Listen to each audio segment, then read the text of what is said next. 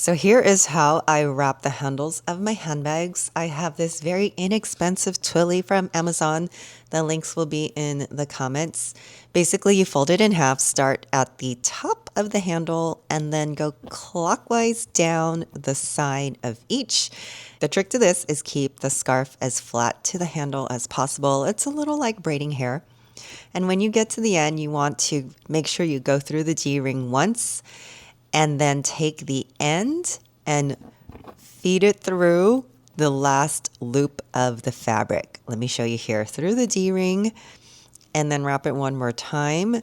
Take the tail and thread it through that last loop of fabric. Pull, fluff it out, and voila.